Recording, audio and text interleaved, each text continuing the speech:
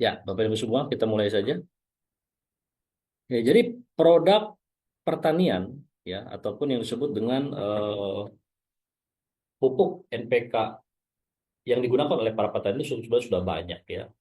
Nah, di sini eh, apa sih bedanya produk agrosawit dengan pupuk NPK yang ada di luar? Jelas berbeda. Nah, cuman sebelum kita perbandingkan mana yang jauh lebih bagus dan mana yang jauh lebih efisien, efektif ya dan jauh lebih mudah dalam pengaplikasian, nanti akan kita bahas di eh, masalah teknis. Cuman perlu saya sampaikan dulu ya. Jadi yang namanya Indonesia ini di bawah kepemimpinan Pak Prabowo Subianto ya. Jadi beliau ini sedang menomorsatukan urusan pangan. Bahkan di dalam program kerjanya itu ya di tahun pertama ya beliau ini sedang fokus menata yaitu pertanian ya termasuk perkebunan. Bahkan di situ ada yang disebut dengan program ketahanan pangan yang arahnya nanti swasembada pangan, kemudian program ketahanan energi yang mengarahnya kepada swasembada energi. Nah, perlu saya sampaikan tadi jumlah luasan kebun sawit di Indonesia ini sudah lebih dari 16 juta hektar. Dan 16 juta hektar ini dibagi menjadi tiga kepemilikan. Ada yang disebut dengan perkebunan besar swasta, nilainya sampai 54, sekian persen. Ada perkebunan inti rakyat, ya 40, sekian persen. Dan sisanya adalah perkebunan negara berupa BUMN atau PTPN. Nah, tentunya Bapak Ibu semua, 42, sekian persen saja yang dimiliki oleh perkebunan inti rakyat atau perkebunan yang dimiliki oleh perseorangan, itu pun eh, luasnya apa luasannya sangat luas ya. Nah, jadi segmen kepemilikan sawit inilah nanti akan kita ketahui peta pasar produk agrosawit ini ya. Nah, kemudian dari kepemilikan itu semua ya tentunya eh, perkebunan besar swasta ini memiliki porsi yang sangat luas yang dikelola secara profesional ya. Ada tim R&D-nya, Research and Development-nya, ada koordinasinya berbeda dengan perkebunan yang dikelola oleh perseorangan atau perkebunan inti rakyat. Nah, ini semua nantinya arahnya kita akan prospek ataupun pangsa pasar produk agrosawit ini ya.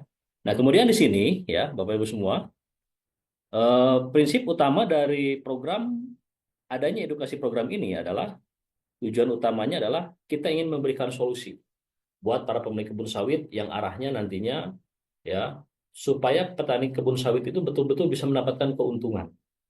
Kemudian berikutnya lagi setiap pemilik kebun sawit itu betul-betul efisiensi ya dalam penghematan biaya, tenaga kerja, tapi bisa meningkatkan produktivitas hasil tanaman buah segar kelapa sawit itu sendiri.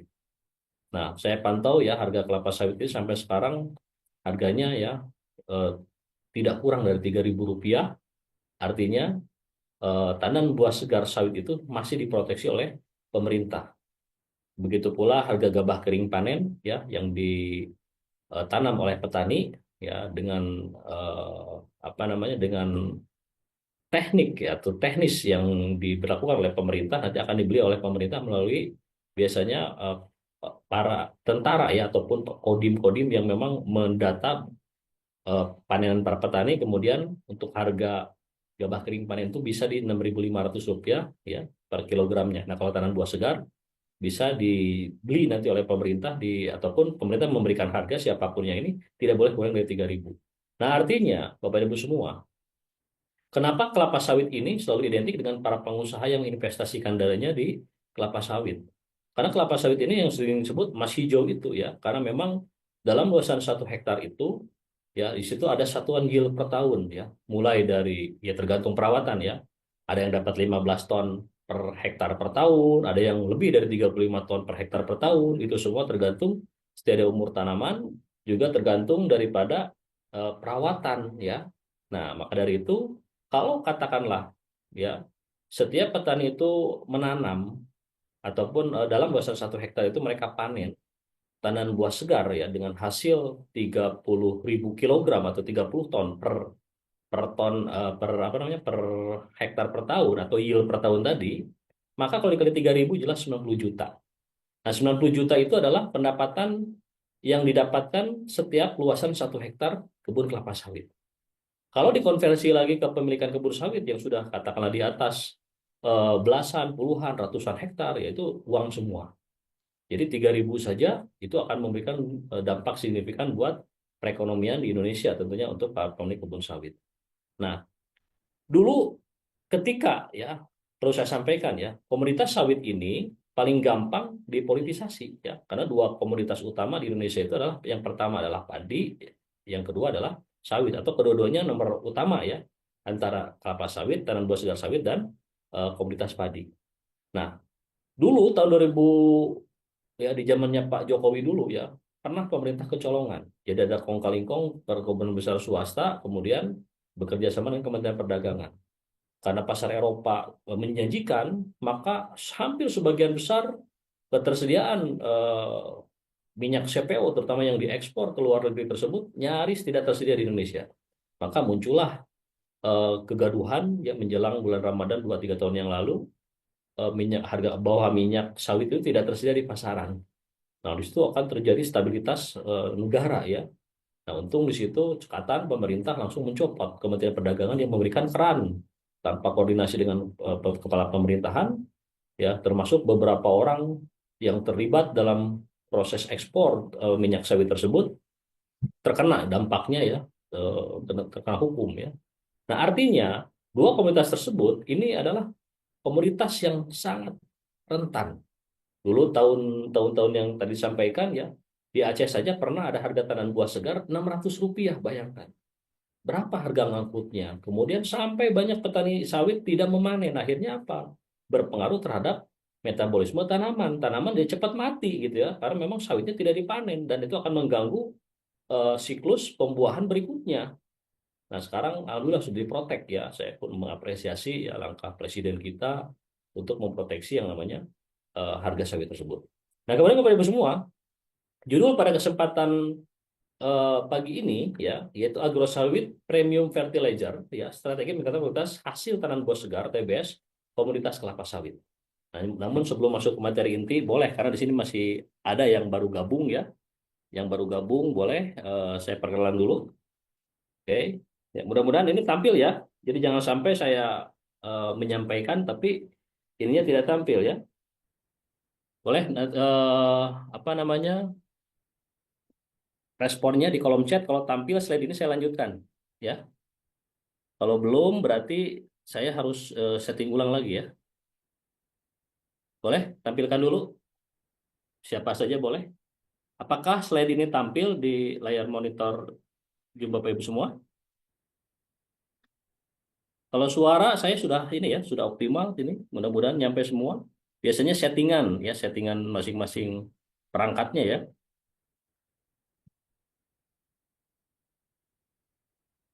Oke, ya saya cek dulu di sini. Oh, alhamdulillah. Ya, terima kasih ya yang sudah menyampaikan bahwa slide ini tampil ya. Oke, saya lanjutkan. Nah, Bapak dan Ibu semua, boleh perkenalan dulu ya. Inti daripada apa yang sedang Bapak dan Ibu dulu ya, katakanlah bergabung di PTBS ini tujuannya untuk apa, itulah Bapak dan Ibu fokus. Ya, itu yang saya sarankan dulu, karena saya pun 5 tahun lebih berada di PTBS ini.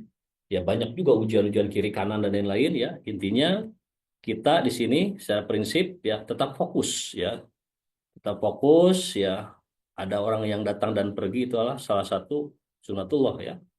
Jadi biarkan saja, kita fokus saja Bapak dan Ibu semua supaya apa yang diceritakan untuk keluarga itu betul-betul bisa terwujud dengan PTBS. Nah, perlu saya sampaikan dulu. Jadi alhamdulillah Bapak Ibu semua, saya di PTBS ini sudah masuk tahun kelima ya, 5 tahun lebih malahan. Untuk mengedukasi Bapak dan Ibu semua ya mengenalkan produk-produk best farming, produk-produk unggulan best farming yang alhamdulillah sekarang sudah di launching produk agro sawit. Jadi tidak ada lagi yang bertanya-tanya ini NPK-nya berapa, ini Pambes, ini NPK-nya berapa nih Pasgrow, Sigro dan lain. Ini kita sudah punya nih NPK yang sudah berstandar nasional Indonesia, sudah terdaftar juga karena pengajuan pupuk NPK di Kementerian Pertanian itu harus bersertifikat nasional Indonesia. Dan ini alhamdulillah.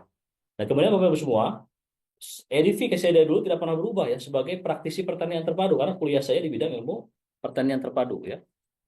Jadi alhamdulillah saya mendapatkan keilmuan pertanian terpadu itu apa? Yaitu pertanian menurut konsep ilahiyah tidak bisa dipisahkan antara pertanian bercocok tanam, peternakan, perikanan, perkebunan, kehutanan. Jadi bab perkebunan pun ya bukan hal yang asing bagi saya, karena pun saya mendapatkan materi-materi tentang perkebunan ketika itu ya. Dan kemudian eh, edifikasi yang lain adalah sebagai konsultan produk pertanian Best Corporation.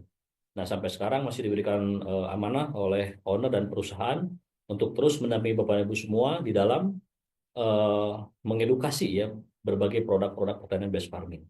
Nah, untuk hari ini kita akan membahas fokus di produk agrosawit ya, pupuk NPK agrosawit. Nah, kemudian Bapak Ibu semua, perlu saya sampaikan juga ya, yang sering kita gaungkan di dalam konsep yang kita bangun, narasi yang kita bangun ini adalah tentang konsep sustainability. Apa itu artinya sustainability? Adalah konsep keberlanjutan. Jadi, apa yang sudah dibangun oleh PTBS 5 tahun yang lalu sampai sekarang tidak pernah berubah. Yaitu bagaimana caranya setiap petani betul-betul bisa mendapatkan atau bisa memproduksi produk pangan yang baik dan menyehatkan. Produk pangan yang baik dan menyehat itu tentunya harus didukung dengan sarana produksi pertanian, baik itu pupuk ataupun pengendalian hama penyakit tanaman yang berbasis keramah lingkungan. Makanya konsep sustainability ini adalah tidak akan lepas daripada bagaimana caranya kita bisa memproduksi produk pangan yang baik menyehatkan, juga bisa mengedepankan konsep keramah lingkungan. Dan inilah yang pernah diajarkan oleh Rasulullah dan para sahabatnya ketika membangun negara Madinah ketika itu. Ada beberapa riwayat ya di dalam Al-Quran bahwa konsep tentang bagaimana caranya kita memproduksi produk pangan yang baik dan menyehatkan itu ada di surat Abasa ya, tentang ayat tentang pertanian di surat 80 ayat 24 sampai 32. Silahkan pelajari. Kalau yang juril insanu ila to'ami anak sobab nama asoba summa sakoknal ardo sako faambatna fiha haban wa ina bawa korban wa jaituna wa nahla wa hadaiko gulban wa pakiyata waban matalaku mali anamikum, supaya kamu dan binatang ternakmu senang. Itu ayat pertanian. Ayat yang pertama kali saya dengarkan ketika saya kuliah pertanian. Ternyata di dalam Al-Quran pun ada. Nah, berbicara konsep sustainability ini ada hubungannya dengan apa yang sudah pernah dikerjakan Rasulullah dan para sahabatnya. Nah, PTBS melanjutkan itu semua. Karena berjalan di atas sunnah, insya Allah akan hidup dengan berkah, termasuk dunia pertanian. Nah, maka dari itu, dalam konsep sustainability yang dibangun oleh Rasulullah dan para sahabatnya dulu, nah PTBS melanjutkan. Makanya konsep sustainability ini adalah konsep keberlanjutan. Kalau sustainable itu berkelanjutan, kalau sustainability adalah keberlanjutan. Jadi kita melanjutkan apa yang sudah pernah dicontohkan oleh Rasulullah dan sahabatnya dalam memproduksi produk pangan itu harus betul-betul baik dan menyehatkan, ya, terutama dalam penggunaan sarana produksi pertanian. Nah, dari itu semua kita hanya membawa apa namanya? Mengemban 3 misi utama saja, yaitu bagaimana caranya setiap petani itu bisa mendapatkan benefit keuntungan. Jadi, Bapak dan Ibu semua boleh saya sampaikan, petani itu sampai kapanpun tidak akan pernah untung kalau mereka tidak pernah menghitung berapa biaya produksi yang dikeluarkan. Kemarin saya ngobrol dengan salah seorang petani dari Terawang ya, yang menanam padi saja ya itu persaingannya sangat luar biasa. Akhirnya mereka dengan siklus yang ada terpacu menggunakan bahan-bahan kimia sintetis dengan harga yang tidak murah. Diaplikasikan, kemudian hamanya pindah ke tanaman-tanaman padi yang menggunakan cara produksi pertanannya yang ala kadarnya. Nah, itulah sampai kapanpun petani Indonesia tidak akan pernah untung kalau tidak mampu menekan biaya produksi. Makanya konsep Leisa inilah yang kita bangun pertama, setiap petani kalau ingin mendapatkan keuntungan, maka harus menekan biaya produksi, termasuk nanti ada keunggulan produk agrosawit itu adalah adanya efisiensi biaya ya dalam penggunaannya. Nah, kemudian yang kedua, menciptakan produk yang baik dan menyehatkan ini bagian salah satu agenda kita. Ya, karena memang ada perintah di dalam Al-Quran, wajib hukumnya kita menyediakan para petani yang menyediakan panen aktual itu betul-betul harus berupa makanan yang baik menyehatkan. Kita sadari sebagian besar mitra PTBS ya itu adalah bukan para petani, tapi saya berikan predikat mulia yaitu sebagai pengedukasi dan pemberi solusi buat para petani. Petani di Indonesia itu mentalnya sudah sangat terbentuk ya, sudah sangat terbentuk. Kenapa? Mereka menanam padi gagal, mereka menanam ini gagal, harga tidak sesuai dan lain. Tapi mereka berani menanam lagi. Modalnya dari mana? Modal kiri kanan, yang penting harus menanam. Itulah mental yang tidak dimiliki oleh profesi manapun. Ya, jadi petani itu seperti itu mentalnya sudah terbentuk. Nah, kita di sini hanya bisa memberikan manfaat, kehadiran kita bisa memberikan manfaat buat para petani, yaitu dari bab pengedukasian dan bab pemberian solusi buat para seluruh petani. Makanya di sini ada agenda besar yaitu bahwa kita menginginkan bahwa apa yang diberikan oleh para petani itu harus berupa makanan yang baik dan menyehatkan, termasuk di kelapa sawit dan lain-lainnya ya. Kemudian meningkatkan kesejahteraan pertanian untuk Indonesia yang akan datang. Maka pertanyaan konsep LAISA, menciptakan produk yang baik dan menyehatkan, dan meningkatkan subur lahan pertanian, itu jawabannya product based farming. Kita bisa memberikan kesejahteraan buat para petani, yaitu kalau petani menggunakan produk based farming karena harganya terjangkau. Ya, sebagaimana pemerintah sekarang sedang menomorsatukan urusan petani dengan mensubsidi pupuk, ya. Nah, kalau kita PTBS ini swasta, tapi kita pun bisa memberikan solusi juga buat para petani, ya. Nah, kemudian menciptakan produk yang baik menyehatkan ini salah satu keharusan. Jangan sampai seseorang mengkonsumsi produk pertanian, ya, hasil panen para petani, ketika dikonsumsi malah menjadi penyakit karena itu banyak mengandung residu kimia sintetis berbahaya. Dan meningkatkan kesulitan pertanian ini agenda kita juga. Nah, semua produk based farming ini ada teknologi pembenahan tanah dan ada teknologi mikroorganismenya. Sehingga kalau terus-terusan digunakan malah semakin bagus, semakin subur. Karena di dalamnya mengandung berbagai teknologi mikroorganisme. Ya, itu ya. Kemudian Bapak Ibu semua, ya, sebelum masuk ke materi inti, ini materi dasar tentang konsep sustainability pun perlu saya sampaikan, ya. Kemudian ada 3 manfaat yang mengarah kepada petani tanaman dan tanah ketika petani menggunakan produk based farming. Untuk petani jelas, petani akan mendapatkan keuntungan berupa, ya, dengan memberi produk based farming, maka di situ akan mendapatkan efisiensi biaya, penghematan biaya. Nah, penghematan biaya dari mana? Karena produk based farming sangat terjangkau. Nanti kita hitung-hitungan, ya. Kemudian hasil panennya pun itu bisa meningkat. Itu yang disebut dengan quantity. Efisiensi, quantity, dan yang ketiga adalah quality. Dan bisa meningkatkan kualitas hasil panen. Efisiensi, quantity, dan quality. Itulah untuk petani. Kemudian untuk tanaman, bisa mempercepat pertumbuhan tanaman, meningkatkan fungsi akar batang dan daun, mempercepat masa panen, dan meningkatkan imunitas tanaman. Nah, ini adalah salah satu target buat tanaman. Tadi buat petani, sekarang buat tanaman. Nah, sekarang buat tanah apa? Nah, dari tahun 1970-an, awal revolusi hijau bergulir di Indonesia, semua diajarkan petani itu bagaimana caranya mereka bisa memberikan makanan untuk tanaman. Berhasil, swasembada 10 tahun berikutnya Indonesia bisa swasembada. Cuman tanahnya dilewat, sehingga yang terjadi apa? Kerusakan. Soil nutrient depletion, menyusutnya unsur dalam tanah yang mengarah pada soil degradation, hilangnya unsur dalam tanah. Karena apa? Di situ sudah banyak residu kimia-kimia sintetis berbahaya, yang ujung-ujungnya yang harusnya menurut konsep ilahiyah itu tanahlah yang harus kita berikan makanan supaya tanah bisa memberikan makanan untuk tanaman. Nah, tanaman inilah nanti akan memberikan sesuatu yang terbaik yang berupa makanan untuk manusia. Itulah sebuah konsep yang tadi terputus. Ya, nah sekarang kita bagaimana caranya bisa memberikan makanan, ya, bisa memberikan makanan untuk tanah, ya, yaitu berupa pupuk-pupuk yang mengandung berbagai teknologi, ya, pupuk yang mengandung berbagai teknologi. Oke.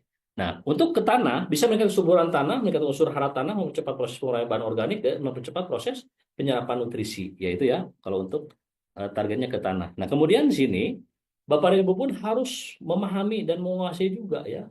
Mengapa sih petani harus menggunakan produk based farming? Mengapa sih petani sawit harus menggunakan produk agro sawit? Mengapa sih petani tanaman semusim seperti padi, jagung, dan lainnya harus menggunakan produk based farming? Ada 5 alasan yang harus Bapak dan Ibu semua pahami. Karena produk based farming nomor satunya adalah produknya ramah lingkungan. Apa itu produk ramah lingkungan? Semuanya berasal dari raw material atau bahan bakunya berasal dari bahan-bahan yang mudah terurai dalam tanah. Apalagi nanti Bapak Ibu semua yang ada kesempatan membeli pupuk agrosawit sebelum didistribusikan ke petani sawit, Bapak Ibu silakan cermati, ya. Kalau dicampurkan di dalam air, itu lama-kelamaan akan hilang. Artinya apa? Di sini ada fast respon atau fast release yang ketika diaplikasikan ke tanaman itu 2 kali mudah diserap oleh tanaman. Nah, itu produknya ramah lingkungan. Sudah pastinya tidak ada residu di situ, ya. Kemudian ada efisiensi biaya. Efisiensi biaya di PTBS ini bisa didapatkan yaitu dengan cara Bapak dan Ibu harus menguasai keilmuan tentang marketing plan-nya. Ya, ketika ada yang mau join untuk luasan 10 hektar, berapa yang harus kita berikan harganya, apakah dijoinkan low basic dulu atau kan di FO basic dulu, ya, nanti supaya nanti RO-nya bisa mendapatkan harga-harga di 125.000. Jadi kalau misalkan ada penambahan 125.000 rupiah per pipi, bisa 250.000 per karungnya, per saknya, ya, itu harus dipahami, ya, kalau kita mau mengedukasi ataupun memberikan solusi buat para pemilik kebun sawit, ya. Nah, kemudian disitulah bisa mendapatkan efisiensi biaya. Jangan berikan harga end user, ya. harga end user itu harganya cukup tinggi ya, dan itu tidak akan ada efisiensi, maka silakan arahkan eh, membeli paket yang ada, ataupun meskipun mereka tidak tahu tentang paket dan lain, yang penting kita berikan ya harga-harga spesial yang di situ sudah ada diskon produk ya, yang harus kita berikan.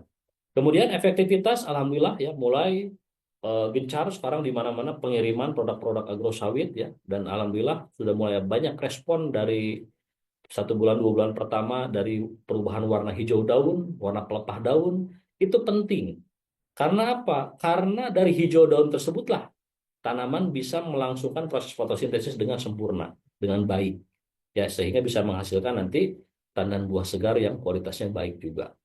Praktis, produk agro sawit ini sangat praktis ya. Ada bisa dipendam, bisa ditabur 2/3 dari lebar tajuk, itu boleh silahkan. Kemudian ada peluang bisnis. Nah, peluang bisnis ini ada peluang usaha yang terkadang tidak harus diceritakan di awal. Karena para pemilik kebun sawit, para petani itu, mereka itu sedang fokus di pertanian. Biarkan fokus saja.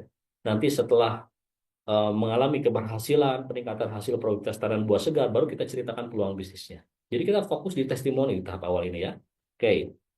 Nah, kemudian Bapak Ibu semua, karena ini materi tentang agro sawit, maka saya akan menceritakan tentang keunggulan produk ini. Nah, di sini judulnya Agro Sawit Premium Fertilizer. Ya, jadi pupuk premium kategorinya ya, katakanlah berbeda dengan pupuk konvensional yang lainnya. Strategi meningkatkan kualitas hasil tandan buah segar TBS ya pada komunitas kelapa sawit. Nah, Bapak Ibu semua, produk NPK Agro Sawit ini berbeda dengan pupuk NPK yang di luaran sana. Baik impor dari USA, saya tidak ceritakan mereknya ya, baik impor dari Rusia. Nah, apa bedanya pupuk agro sawit ini dengan pupuk NPK yang di luar? Jelas beda. Dari kemasannya sudah beda, namun prinsip utamanya sama-sama pupuk. Tapi yang paling berbeda adalah dari kandungan dan teknologi yang ada di dalamnya. Jadi Bapak Ibu semua harus memahami tentang produk based farming atau salah satu produk agro sawit ini, ya. Nah, kalau kita lihat di sini Bapak Ibu semua, ya. Jadi dari eh, dua desain yang diberikan ini saya kembangkan menjadi slide yang mudah dipahami. Nah, kalau kita lihat di sini Bapak Ibu semua, apa sih yang membedakan pupuk NPK agro sawit dengan pupuk NPK yang di luaran sana? Jelas beda. Yang pertama, agro sawit ini ya, yang paling utama adalah memiliki teknologi water soluble fertilizer. Jadi bahan daripada raw material daripada agro sawit ini mudah larut di dalam tanah maupun di dalam air. 2 kali proses penyerapan jauh lebih cepat. Nah, maka di situ akan berpengaruh terhadap produktivitas tandan buah segar. Kemudian satu-satunya teknologi di Indonesia bahwa pupuk NPK di dalamnya ada asam amino. Silakan Bapak dan Ibu semua cek. Ada nggak pupuk NPK ya dalam seperti kemasan untuk sawit ini yang mengandung asam amino sebagai bahan baku pembentukan yang namanya fitohormon sitokinin, auxinogen itu diawali dari asam amino tadi. Kemudian di dalamnya pun ada teknologi pemenah tanah, asam humat. Nah, asam humat ini di dalamnya itu mampu memanfaatkan berbagai residu kimia sintetis yang ada di dalam tanah dan mampu diurai dan kemudian dikembalikan lagi menjadi nutrisi terbaik untuk tanaman. Itu kekuatan teknologi asam humat yang ada pada pupuk NPK ini.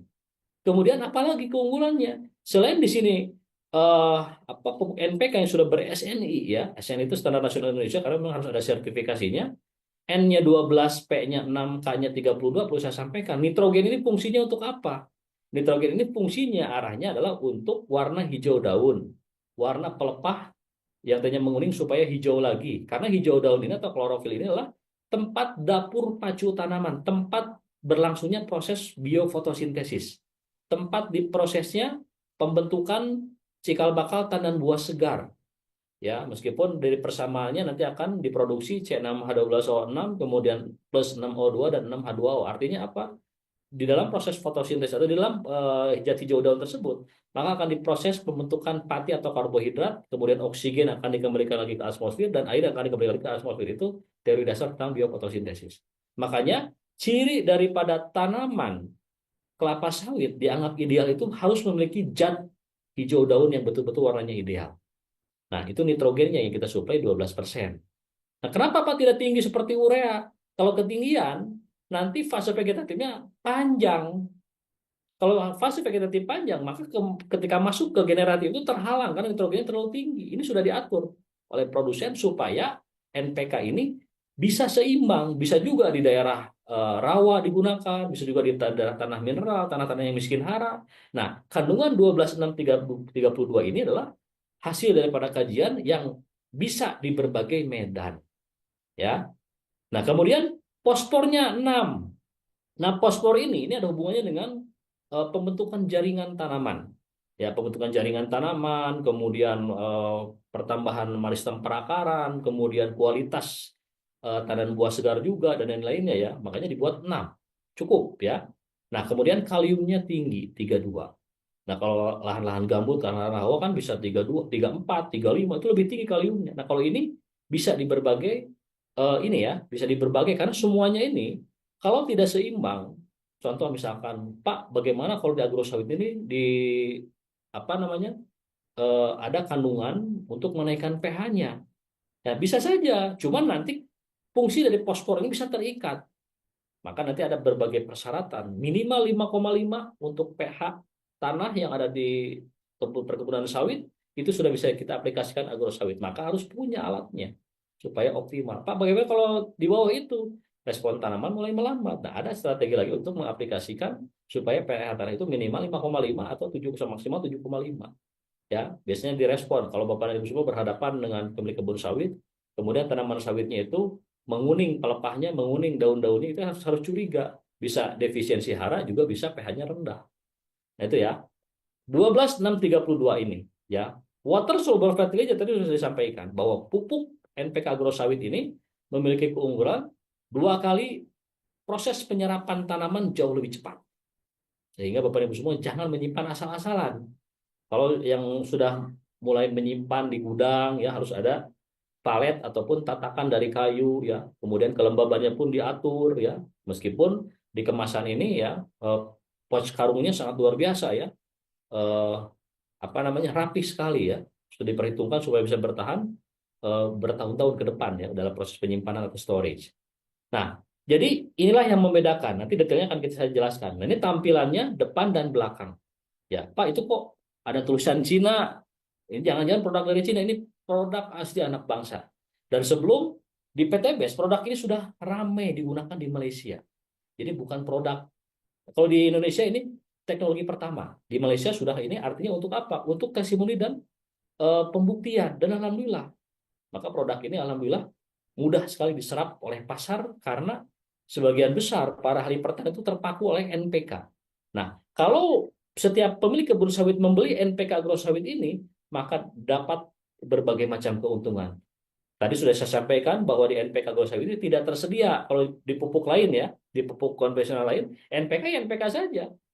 Tidak ada yang namanya unsur hara trace elemen mikro, kemudian tidak ada teknologi pemeran tanah asam humat, tidak ada lagi yang disebut dengan asam amino. Nah, ini teknologi pertama di Indonesia yang perlu Bapak dan Ibu kuasai produk knowledge-nya untuk menjawab apa sih bedanya pupuk NPK yang di luar sana yang impor dari USA dan dari Rusia dengan produk agrosawit buatan asli anak Indonesia ini. Jelas tadi bisa Bapak Ibu semua bisa menyampaikan. Nah, nanti akan detailnya akan saya sampaikan ya. Oke. Nah, di sini ada lagi dari legalitas. Legalitas itu penting. Tujuannya untuk apa? Supaya produk kita itu betul-betul terlindungi secara hukum. Jadi Bapak Ibu semua jangan khawatir lagi. Sebagian ataupun 100% produk base farming atau produk yang ada di PTBS semuanya ada legalitasnya. Untuk jenis pupuk dan lain izinnya dari Kementerian Pertanian. Untuk jenis makanan, kecantikan ya dan produk-produk kesehatan itu adalah di Badan Pengawas Obat dan Makanan BPOM. Jadi kayak kemarin ya rame di grup nanya-nanya izin BPOM dari produk pupuk ya nggak bakal dapat. Yang ada adalah izin dari edar Kementerian Pertanian. Nah, cukup dengan nomor pendaftaran di 0103/2025.70 saja ini sudah terdaftar di Kementerian Pertanian. Ya, ini salah satu persyaratan izin edar yang ditampilkan oleh produsen. Kemudian nomor pendaftaran barang NPB pun sudah terdaftar di Kementerian Perdagangan dan lainnya. Ini sudah aman. Kemudian diproduksi ya, meskipun mau CV mau PT sama saja, yang penting produk ini distributor tunggalnya adalah PT Bandung Eko Sinergi Teknologi ya. Dan alhamdulillah produk ini satu pintu saja, ya, tidak ada di luaran eh, PTBES, ya. Jadi kalau Bapak dan Ibu melihat ada yang menjual di luar sistem PTBES, bisa dikatakan itu produk palsu, ya. Dari kandungan-kandungan tadi sudah disampaikan ada 12, 6 dan 32 kandungan NPK yang sudah diujikan, ya, terutama apa namanya, pengujian SNI-nya juga ada, ya, karena memang ada aturannya, ya, kalau untuk pupuk NPK tidak boleh kurang, tidak boleh lebih, sesuai dengan yang diajukan. Kemudian di sini pun ini pun hasil pengujian, ya, dari Fakultas Pertanian Universitas Jenderal Sudirman, ya, Unjani, ya. Mohon maaf, Unsud, ya, Universitas Jenderal Sudirman.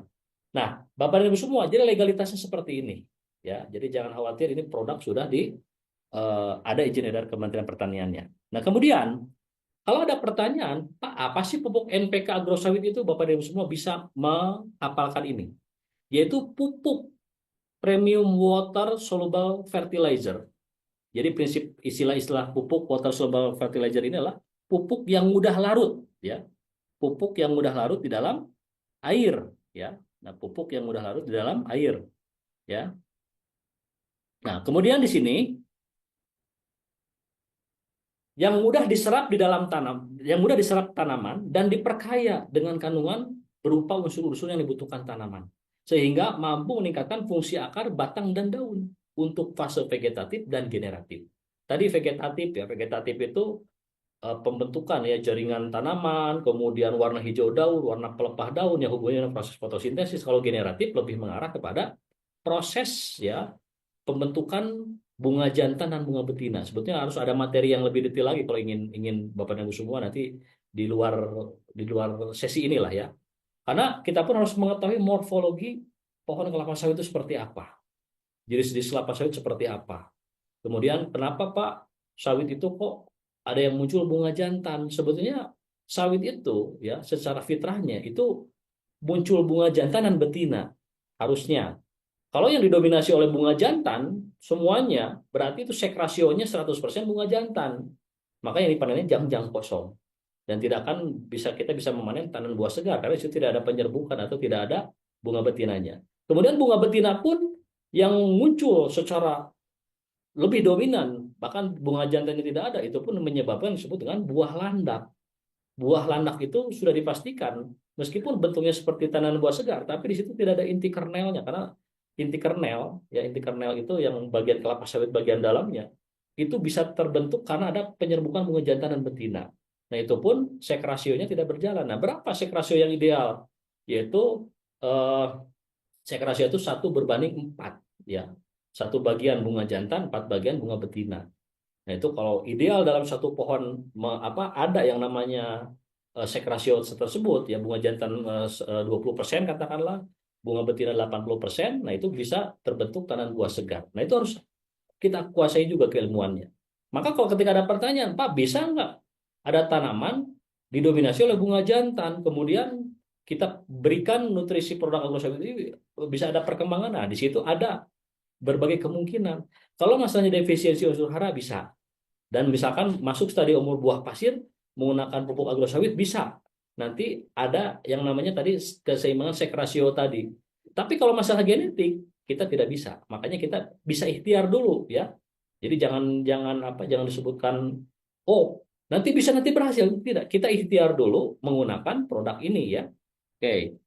Ya, Bapak Ibu semua, jangan di-touchscreen dulu, ya, supaya saya fokus dulu. Ya. Nah, kemudian di sini mengandung zat pengatur tumbuh. Nah, zat pengatur tumbuh bahannya berupa asam amino, ya, dan pembenah tanah sehingga mampu meningkatkan produktivitas tanaman buah kelapa sawit, ya. Nah, ini yang harus kita pahami semua, Bapak dan Ibu semua, ya. Jadi definisi daripada apa sih pupuk NPK agrosawit, ini jawabannya, ya. Nah, ini saya kembangkan dari gambar yang diberikan oleh produsen supaya mudah dipahami, ya. Oke. Nah, selanjutnya di sini ada yang disebut dengan apa saja sih kandungan pupuk NPK agrosawit? Nah, saya berikan penjelasan seperti ini. Bahwa kandungan pupuk agrosawit ini mengandung unsur hara makro dan mikro yang dibutuhkan tanaman kelapa sawit, yang terdiri dari ada hara makro primer, hara makro sekunder, dan hara mikro atau trace elemen. Nah, yang ditampilkan, yang dipublikasikan oleh produsen di dalam kemasan, ada hara makro primer, NPK-nya tadi 12,632%, ya, ada nitrogen, fosfor, dan kalium. Kemudian ada hara makro sekunder. Nah, hara makro sekunder yang digunakannya adalah jenis MgO, magnesium oksida. Ya, ini bahan dari salah satu ya pembentuk senyawa dolomit. Ya, kalau dolomit kan kalsium magnesium karbonat. Ya, kandungannya tetap itu berupa MgO juga di dolomit ya, karena cuman bedanya ada kalsiumnya. Nah, kenapa hara makrosekunder berupa kalsium ini tidak tinggi dan bisa, supaya bisa ada teknologi bisa menetralkan pH yang bersifat asam menjadi pH ideal untuk diserap oleh tanam kelapa sawit. Kalau terlalu tinggi, nanti fosfornya akan terikat. Nah, makanya pupuk ini bisa digunakan tadi minimal terendah itu pH 5,5.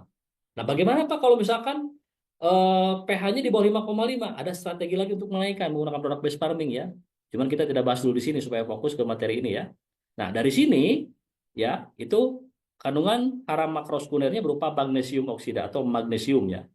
Nah, kemudian di sini ada lagi mikro trace elemen berupa boron ya untuk meningkatkan rendemen tanam buah segar sawit ya, atau ya itu tadi TBS-nya. Kemudian ada cufluk, tembaga, ada ginseng, molybdenum, dan mangan. Itu yang dipublikasi oleh produsen ya. Kemudian ada zat pengatur tumbuh, bahannya berupa asam amino, dan ada asam humat atau teknologi eh, yang mampu memanfaatkan berbagai residu kimia sintetis yang ada di dalam tanah ya.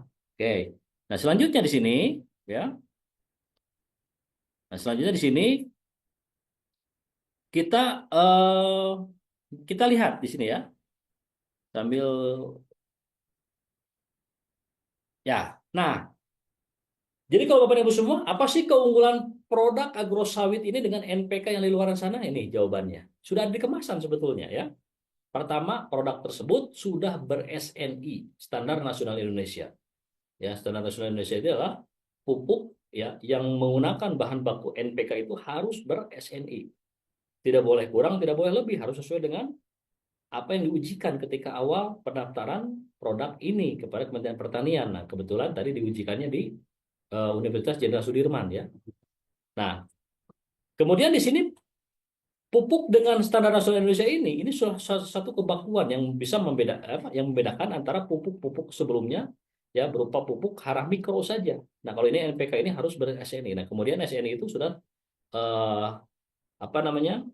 Sudah ada ya nomor-nomor serinya dan lain-lainnya, ketentuannya ini sudah ada pada produk agrosawit ini.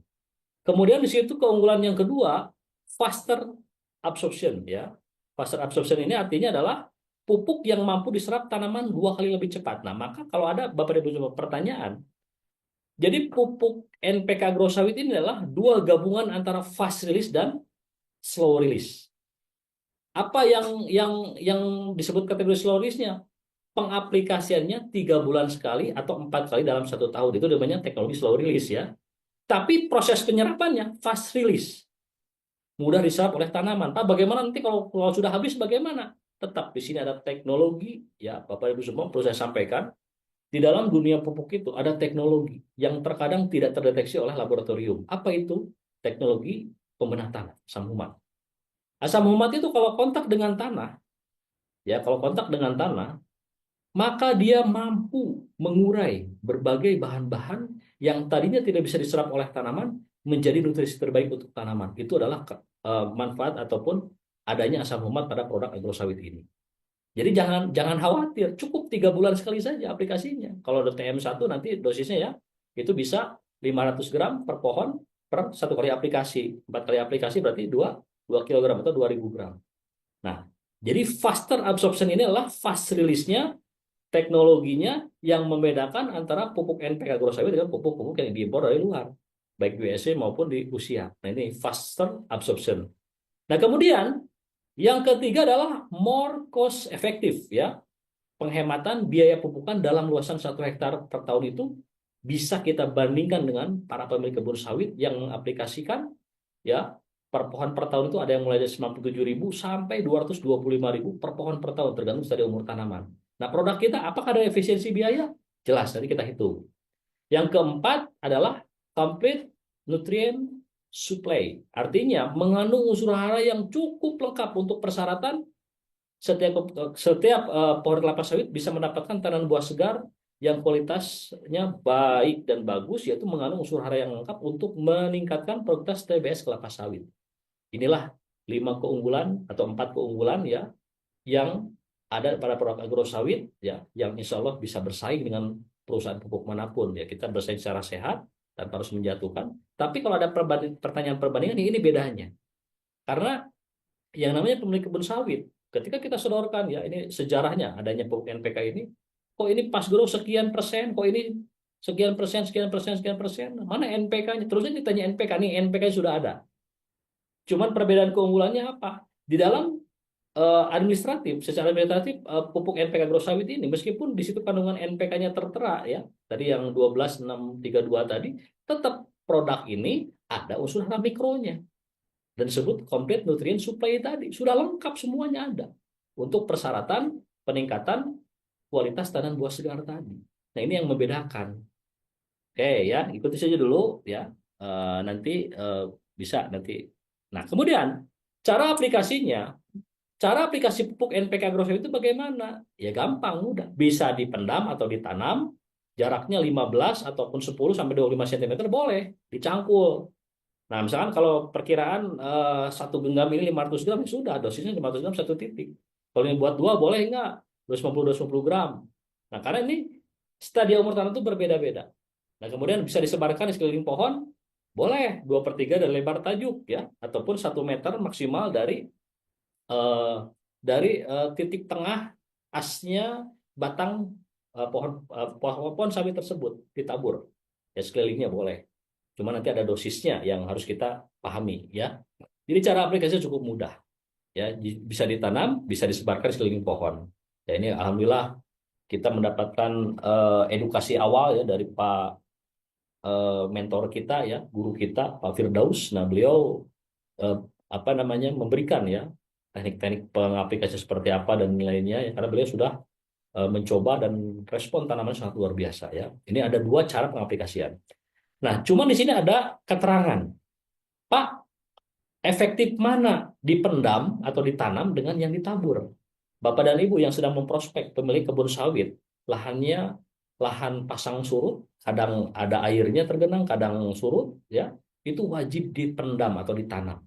Setelah ditanam, baru tutup lagi, kemudian ditutup lagi. Tapi kalau lahan-lahannya memang sudah basah, kemudian ya, untuk mempermudah efisiensi biaya, tidak ada apa limpasan air dari tanah pasang surut tadi, nah itu bisa ditabur. Boleh cepat karena fasilitas ini hitungan beberapa hari sudah hilang. Ya sangat dahsyat. Cuman nanti yang teknologi asam humat ini dia akan mampu mengurai berbagai bahan organik atau anorganik yang ada di tanah tersebut dan akan terus disuplai selama 3 bulan ke depan ya. Karena kan pertemuan interval pemupukan itu 3 bulan berikutnya itu semua tetap tersedia meskipun ini teknologi fasilis itu dasarnya ya. Oke, cara aplikasi pupuk NPK Gro Sawit ini sudah. Kemudian di sini ada lagi. Nah, cara menghitung kebutuhan pupuk NPK Agrosawit. Ini adalah materi dasar, sering saya sampaikan di materi PAMBES, materi SIGRO ya. Jadi Bapak Ibu semua harus pandai menghitung dulu.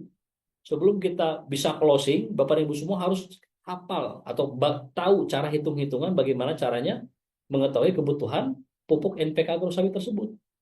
Nah, yang pertama ya, yang pertama. Jadi kita harus menanyakan kepada pemilik kebun sawit ataupun kita ya kalau kita sudah paham ya melihat apa namanya panjang dan pendeknya pelepah, kita bisa yang memprediksi, oh ini paling sekitar 140-an karena jenis pelepahnya pelepah pendek. Oh, karena ini pelepah panjang, kemudian jaraknya agak jauh-jauh, oh ini kapasitas paling 120 pohon. Oh, karena ini antara pelepah panjang, pelepah pendek, itu mediumnya atau pertengahannya, ini kemungkinan pelepah menengah ya di 130 sampai 136 pohon. Nah, kalau misalkan meragukan karena ilmu ini eh, apa namanya? Bisa karena terbiasa ya memprediksi populasi, nah bisa tanyakan ke pemilik kebun sawit. Ini kebun sawit yang ini berapa populasi dalam luasan 1 hektarnya? Oh, ini jenis pelepah panjang, Pak, 120 pohon. Jelas, kita sudah tahu pasti. Karena nanti akan ada perhitungan kebutuhan berapa kebutuhan pupuk NPK grow sawit dalam luasan 1 hektar. Nah, ini kuncinya adalah hitung populasi jumlah pohon kelapa sawit luasan 1 hektar. Jadi kalau misalkan ada yang menyampaikan statement begini, Pohon sawit kan 140 pohon, ya belum tentu juga. Ada juga yang 120 pohon, ada juga yang 136 pohon. Itu tergantung semua. Nah ini supaya real kita tanyakan kepada pemilik kebun sawitnya, ya. Di blok ini berapa, jenisnya varietas apa gitu kan? Marihat kah atau apakah gitu kan? Kemudian di dalam sawit pun varietas sawit yang ada persilangan ya antara Dura, ya, Tenera, Visifera itu jenis-jenis itu. Kalau kalau ingin dibahas lebih detail lagi ya. Nah, tapi secara prinsipnya kita minimal harus mengetahui dulu berapa jumlah populasi dalam luasan 1 hektar itu ada berapa pohon. Itu yang paling pertama ya. Yang kedua, Bapak dan Ibu semua harus tahu dan bisa menentukan stadia umur tanaman. Stadia umur tanaman ini wajib kita ketahui ya. Stadia umur tanaman ini wajib kita ketahui. Kenapa? Karena di sini ada dosis yang berbeda-beda antara TBM, tanaman belum menghasilkan, tanaman menghasilkan 1, TM1, TM2, TM3, dan TM4. Makanya TM1 ini kita klasifikasikan, kita kelompokkan 4 sampai 8 tahun, berarti umur 4, 5, 6, 7, 8 itu maksudnya TM1. Kemudian TM2 9 sampai 13 tahun. Jadi kalau Bapak Ibu semua sedang memprospek pemilik kebun sawit, wah ini sawitnya umurnya di 12 tahun, berarti masuk ke TM2, ya. Kemudian TM3 14 sampai 20 tahun, berarti 14, 15, 16, 17, 18, 19, 20 itu masuk ke TM3 dan ada TM4 di atas 20 tahun. Ini pun berbeda-beda dosisnya. Ingat Bapak Ibu semua, materi yang kita sampaikan, tidak berhasilnya penggunaan produk based farming atau produk-produk pertanian di PT itu yang menyebabkan human error apa? Kekurangan atau kelebihan dosis. Ya kalau tanaman semusim jelas, kalau kelebihan dosis overdosis. Kalau di sawit ini tidak ada istilah overdosis ya. Karena dulu pernah ada kajian juga yang pemilik kebun sawit mengaplikasikan 1 karung pupuk NPK anorganik ya 50 kg, tanaman tidak mati, cuma tidak efisien saja. Kenapa buang-buang sampai sebanyak itu gitu kan? Karena sawit ini adalah karakter morfologi tanaman monokotil yang akarnya serabut kemana-mana ya kuat dipupuk seberapapun. Tapi kalau untuk tanaman semusim, masalah utama human error-nya adalah dosis kurang dan dosis kelebihan. Tapi kalau di sawit tidak ada masalah, cuma tidak efisien saja. Nah itulah pentingnya tentukan stadia umur tanaman. Setelah kita mengetahui dua variabel ini, jumlah populasi tanaman dalam luasan 1 hektar, jumlah populasi pohon dalam 1 hektar, serta stadia umur tanamannya, baru kita hitung. Ya, baru kita hitung. Nah, ini hitungannya seperti ini, Bapak Ibu semua ya. Nah, dosis aplikasi ini saya ambil dari tabel yang ada di dalam kemasan bagian belakang. Makanya di sini stadia umur tanaman itu ada disebut dengan TBM, tanaman belum menghasilkan. Ya, kemarin direkomendasikan oleh produsennya hanya 100 gram saja 1 kali aplikasi, maka dosis per pohon per tahunnya hanya 400 gram saja, umur di bawah 4 tahun. Pak, bagaimana kalau yang baru tanam? Ya boleh, silahkan ya. Yang penting prinsip utamanya tadi ya, tidak lebih dari 100 gram per pohon. Itu rekomendasi dari produsen ya. Nah, kemudian ada TM1 tadi umur 4 sampai 8 tahun. Di dalam kemasan itu dosisnya 2000 gram atau 2 kilogram per pohon per tahun. TM2 umurnya 9 sampai 13 tahun, dosisnya 2500 gram atau 2,5 kilogram per pohon per tahun. Ini yang membedakan nih. Jadi Bapak Ibu semua nanti bisa masuk kepada pemilik kebun sawit ya supaya bisa mempengaruhi hitungan mereka. Nah, kita tidak lagi menggunakan pupuk-pupuk ya. Jadi perlu saya sampaikan ya. Petani konvensional itu dalam memupuk itu bisa sampai 8 sampai 15 kg tergantung dari umur tanaman. Pupuk NPK dan lain-lainnya di total per pohon per tahun itu bisa sampai 15 kg. Nah, di sini kita hanya berapa? Mulai dari 100 gram per pohon atau 400 gram per pohon per tahun sampai dengan 3.500 gram atau 3,5 kilo saja per pohon per tahun. Dan masing-masing ini dibagi menjadi 4 kali aplikasi. Karena apa? Karena di sini ada interval 3 bulan sekali pengaplikasiannya. Ingat ya Bapak Ibu semua. Jadi sama seperti kita makan ya, kebutuhan untuk manusia hidup itu adalah makan ya. Nah, apakah makan yang dibuat jadwal 3 kali itu jauh lebih efektif ataukah makan yang sekali dibikin kenyang itu jauh lebih efektif? Nah, sama kalau di budaya perikanan pun sama. Ya, lambung ikan itu bisa menghancurkan ya pelet-pelet yang di dalam lambungnya itu 8 jam berikutnya. Makanya kita berikan 8 jam berikutnya dia lapar lagi. Nah, tapi kita berikan air libitum sekenyangnya. Kemudian nanti tidak diberikan lagi. Itu tidak akan efektif. Begitu pula di sawit. Jadi bukan berapa banyaknya, tapi berapa ketersediaan nutrisi yang ideal setiap pengaplikasian 3 bulan sekali tersebut. Nah, ini sudah ditentukan oleh produsen maka di sini dibutuhkan untuk TM1 itu 2.000 gram atau 2 kilogram per pohon per tahun dibagi 4 kali aplikasi, maka dosisnya 500 gram. Kemudian yang TM2 dosisnya naik 500 gram ya. 2.500 gram per pohon per tahun, maka dosisnya dibagi 4 lagi 2.500. Tadi kita hitung ya. Kemudian 3.000 juga dibagi 4, 750 gram per aplikasinya sampai 3.500 ya. Nanti kita hitung. Nah, keterangan aplikasi interval 3 bulan sekali atau 4 kali aplikasi dalam 1 tahun. TM adalah istilah tanaman menghasilkan. Nah, ini yang saya terjemahkan dari tabel yang ada di dalam kemasan. Nah, sekarang cara menghitungnya begini ya. Di sini ada sampel penghitungan ya, Bapak Ibu semua. Kita ambil sampling karena misalkan saya sudah menghitung nih, ini jenis pelepah panjang. Kita tentukan 120 pohon per hektar. Nah, kemudian di situ ada stadia umur tanaman. Oh, karena ini tanamannya masuk di kategori TM1 karena baru 7 tahun, maka dosisnya tetap 2.000 gram per pohon per tahun atau 1 kali aplikasinya 500 gram atau 2.000 gram dibagi 4 kali aplikasi yaitu 500 gram. Maka cara menghitungnya mudah. Aplikasi pertama dibutuhkan 500 gram per pohon dikali 120 pohon per hektar, yaitu 60 kilogram. Nah, variabel ini akan berubah ya nilainya kalau Bapak Ibu semua berhadapan dengan pemilik kebun sawit yang jumlah populasinya 143 pohon per hektarnya. Ya. Nah, ini hanya contoh perhitungan saja. Nah, gampangnya 120 pohon seperti ini cara ngitungnya. Maka 500 gram per pohon dikali 120 pohon itu 60 kilogram. Kita membutuhkan hanya 6 sak saja 1 kali aplikasi. Karena dengan TM1 ini, 1 sak 10 kg itu bisa diaplikasikan untuk 20 pohon. Ya, tapi tetap kita akan kerjasamanya harus tuntas 1 tahun 4 kali aplikasi. Ya, jangan coba-coba kita berikan satu ini ya, satu sak ini untuk 1 kali aplikasi saja. Yang kedua, ketiga, keempat tidak akan optimal. Karena secara perhitungan, secara ketersediaan nutrisi pun belum ideal. Karena kan harusnya 4 kali aplikasi dalam 1 tahun. Maka akan penggunaan produk ini bisa meningkatkan hasil itu setelah kita bisa mengevaluasi setelah aplikasi 1 tahun ya. Nah, aplikasi pertama 60 kg, aplikasi kedua sama 60 kg dikali 60 kg dikali 4 maka dibutuhkan 240 kg. Kemudian 240 kg dibagi 10 kg per karung maka dibutuhkan 24 karung atau 24 PV saja. Karena ini produk spesial Bapak Ibu semua ya.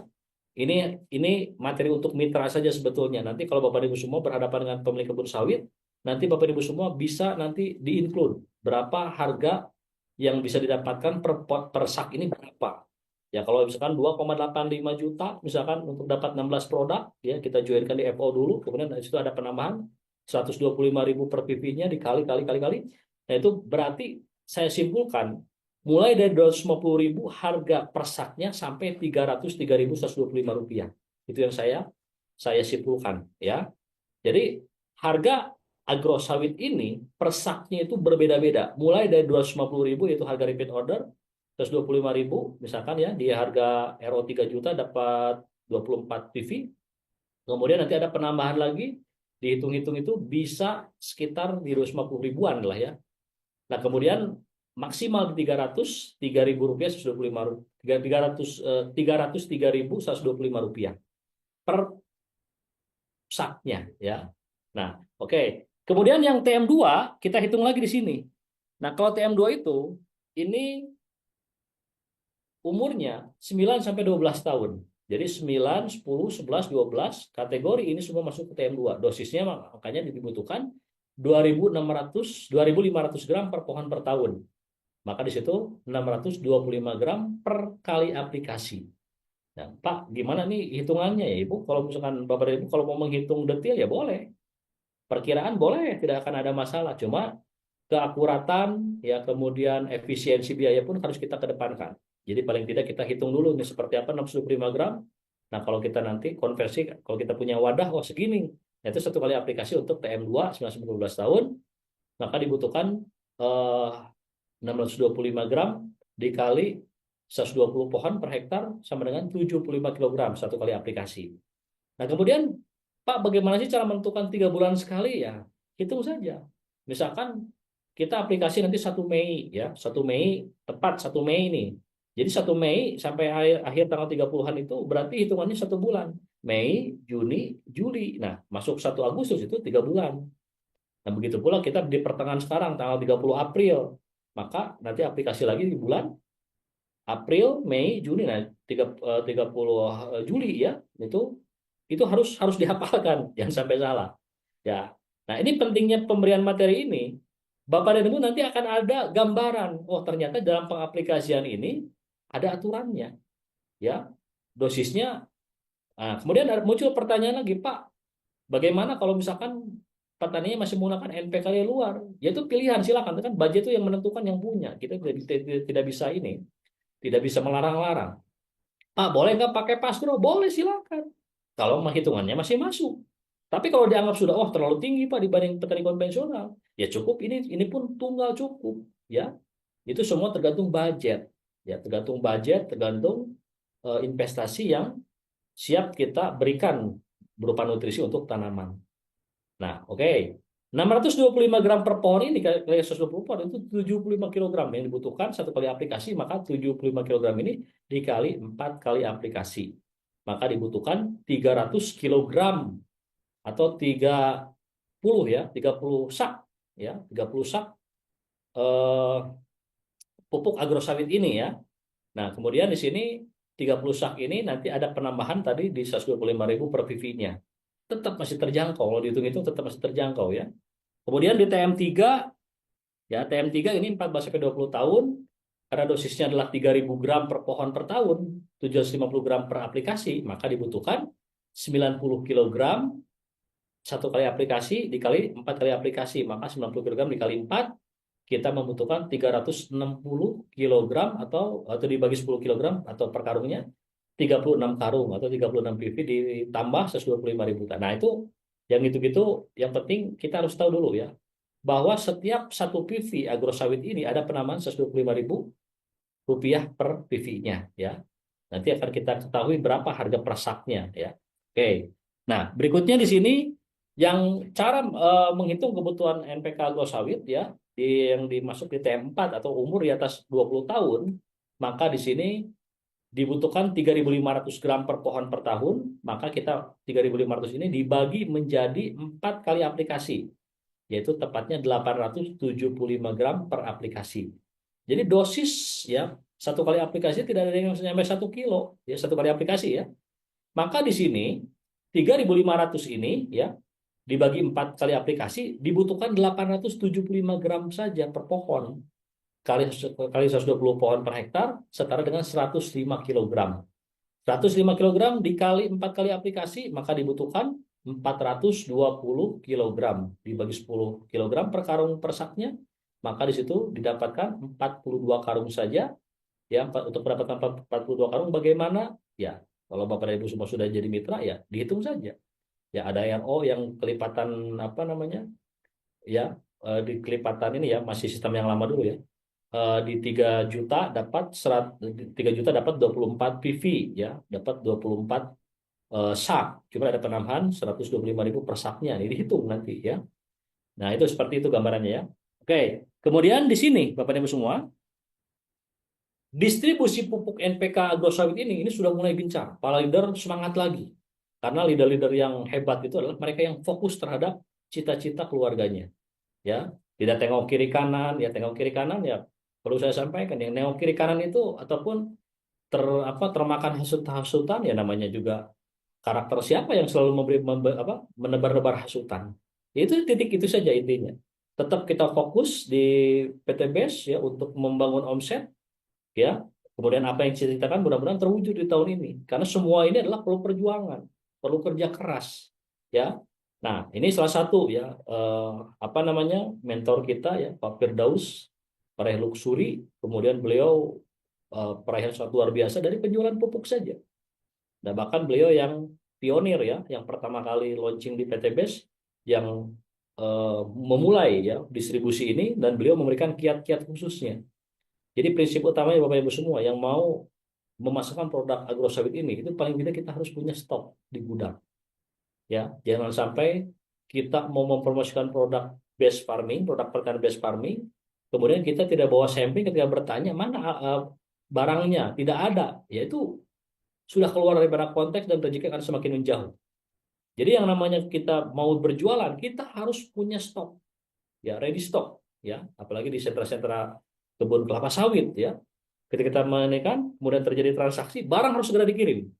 Nama baik kita, reputasi kita jatuh cuma satu kali saja, ingat Bapak Ibu semua. Harus amanah. Nah, dari situ beliau mengajarkan ya, kemarin saja setelah Lebaran nyetok 8 sampai 10 ton saja habis dalam sepekan. Dan sebagai prestasi penjualan luar biasa. Dan itu harus kita tiru juga ya. Bersyukur Bapak Ibu semua yang tinggal di sentra-sentra sawit. Beda dengan saya yang ada di Bandung ya. Ya, biasanya saya berhadapan dengan pemilik kebun sawit langsung, pengusaha ya, untuk memberikan pencerahan.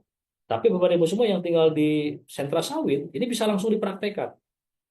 Ya, jadi kita harus profesional, jangan sekali-kali memberikan apa namanya demplot dan lain-lain, tidak usah, tidak penting.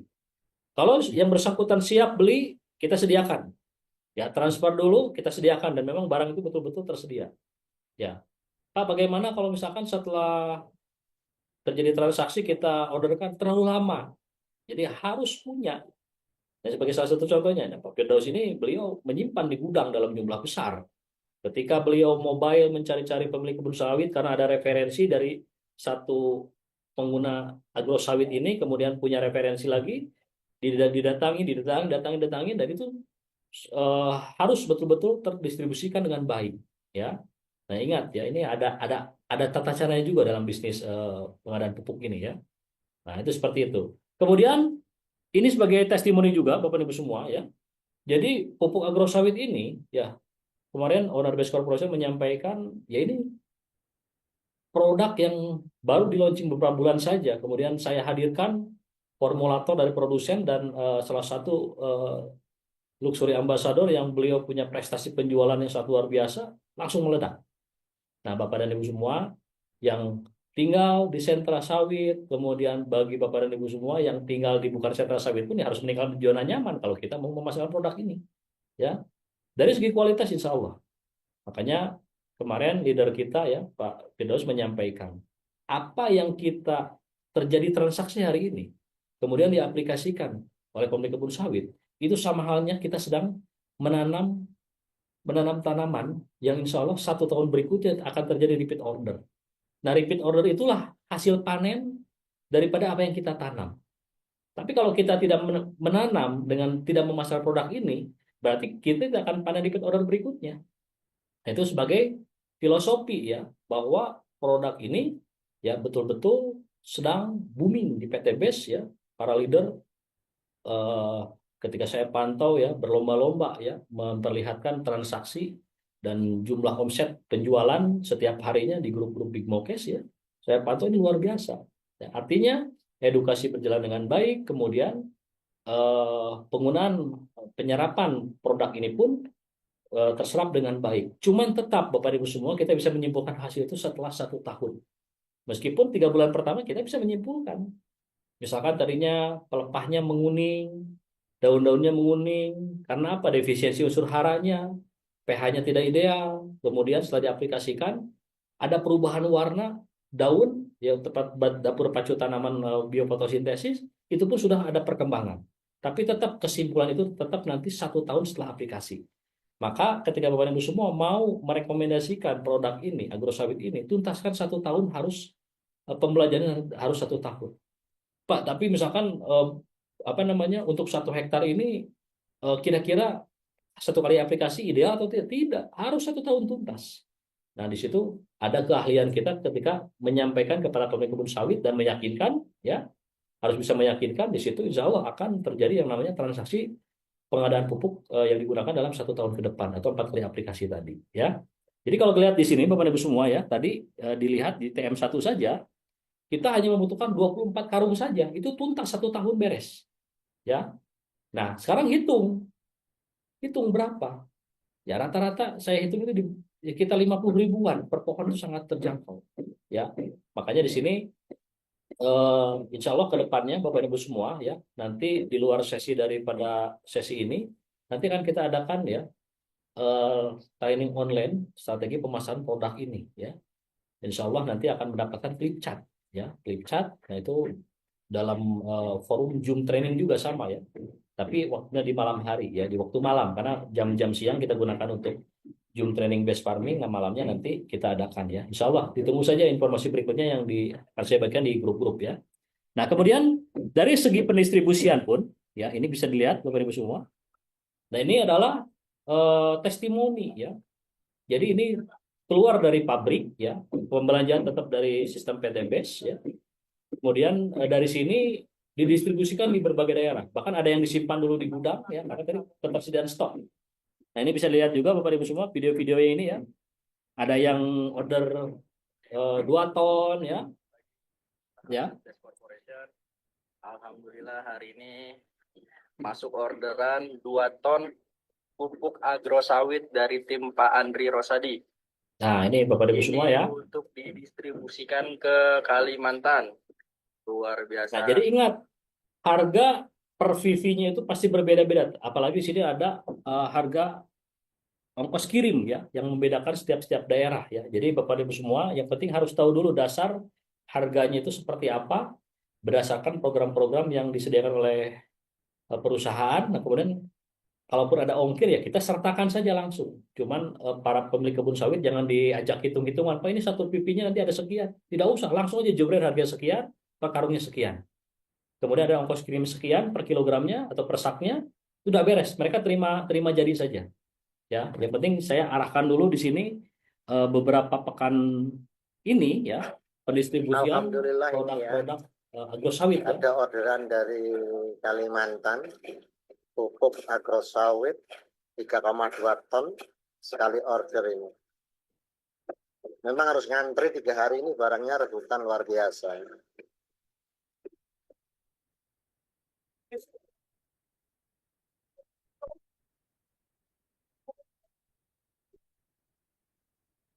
Oke.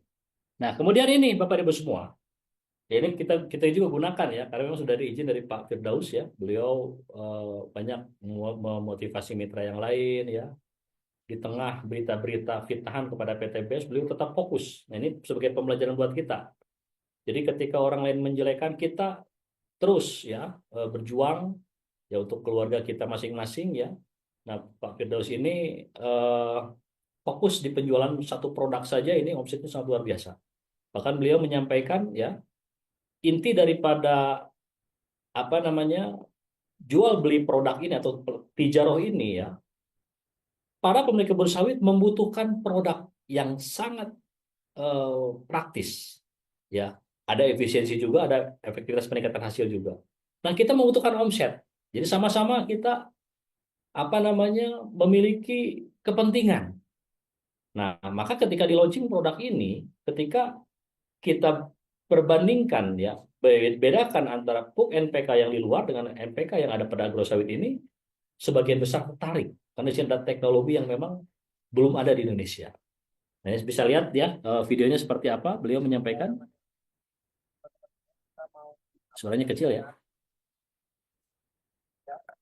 NPK agro sawit yang viral hari ini. N-nya 12, P-nya 6, K-nya 32. Ini bentuknya ya, betul. Warnanya biru. Nah, ini baunya nyengat. Nah, kita akan baunya bau duit ya, kata Pak Firdaus. Nah, ini bisa dipelajari Bapak Ibu cara pengaplikasiannya seperti apa ya. Nah, ini kalau kita lihat ini kategori PM2 ya, dosisnya di 625 ya. Diameter, ya diameternya kurang lebih 1 meter aja dari tabur. Ya. Jadi kalau ditabur itu syaratnya lahannya memang tidak terjadi pasang surut. Kalau pasang surut nanti tercuci, ya, tercuci air. Tapi kalau yang pasang surut itu harus dilubangin, ya dilubangin. Kemudian ditutup lagi. Itu kalau tanah pasang surut atau tanah-tanah yang sering tergenang lah ya. Nah, kalau tanah yang seperti ini ya tabur saja udah aman. Karena memang sawit itu morfologinya ya.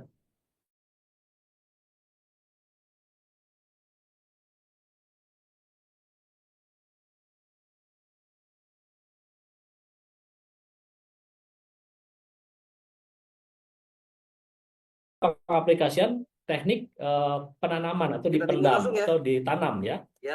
Kalau dosisnya 500 gram untuk TM1 ya tutup lagi. Nah, ini untuk menghindari yang namanya tanah pasang surut tadi. Kalau sedang ada air yang masuk ya, itu bisa kita hindari ya. Tapi kalau misalkan aja ya. tidak ada air yang pasang surut, ya kita bisa ditabur saja. Jadi Maksimal radius 1 meter dari pangkal pohon saja. Itu yang disebut kategori 2/3 ini dari lebar tajuk ya. kemasannya juga Tabur semua. Ya. Nah ini bobot 10 kg ini, ingat berbeda-beda harganya ya.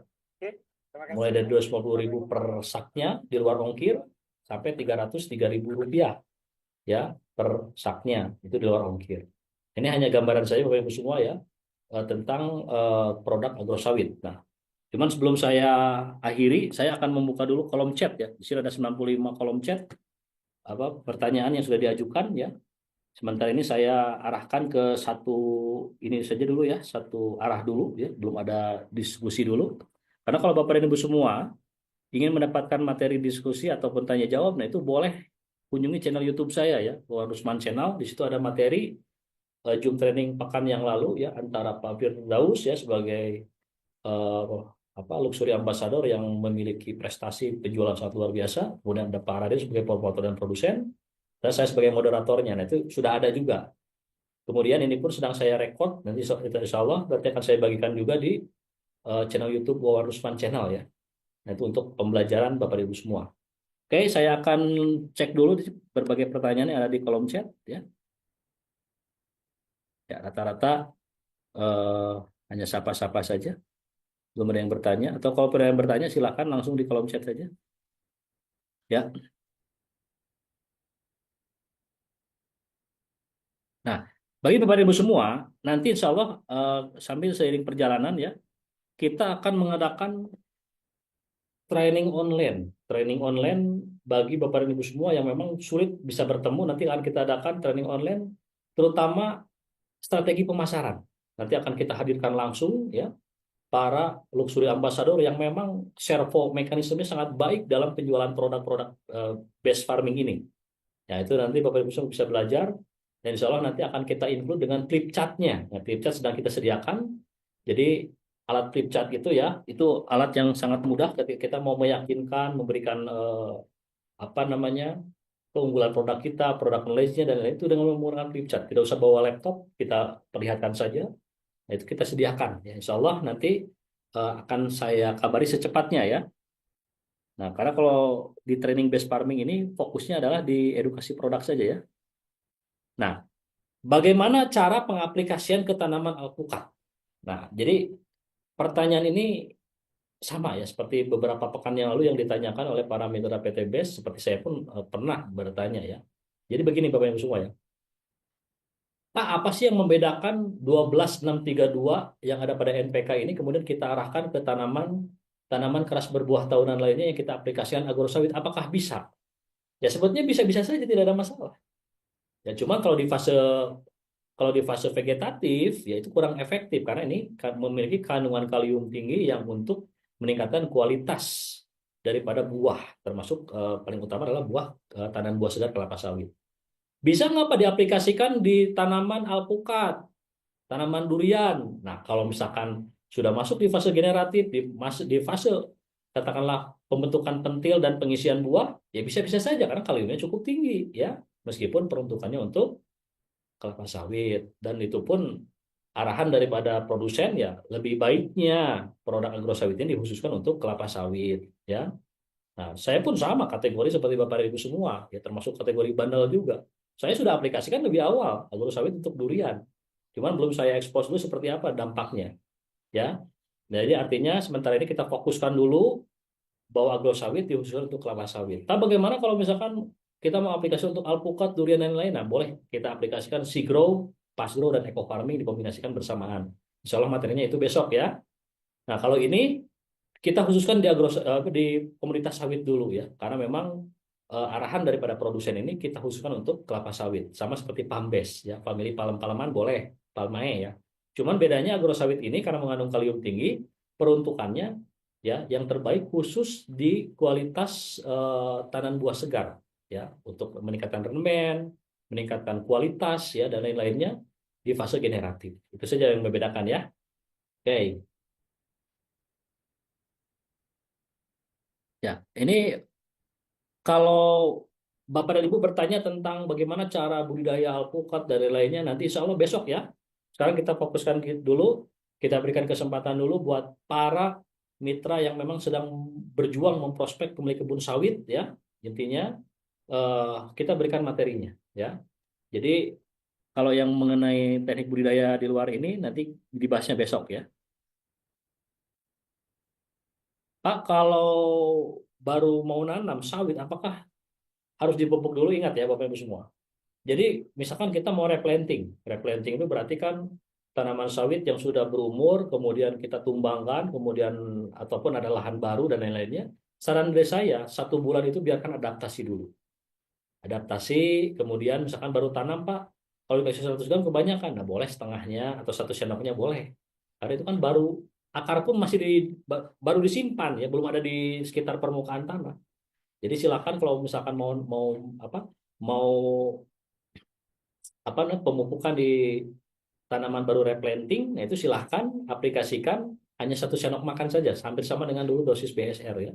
1 sendok makan untuk tanaman replanting baru ditanam ya. 1 sendok itu setara dengan 20 gram ya, setara dengan 20 gram. Jadi tunggu dulu 1 bulan supaya adaptasi, nanti itu baru diaplikasikan, boleh silahkan. Ya, sama per 3 bulan sekali saja cukup. Ya, di sini ada lagi pertanyaan. Assalamualaikum, Waalaikumsalam.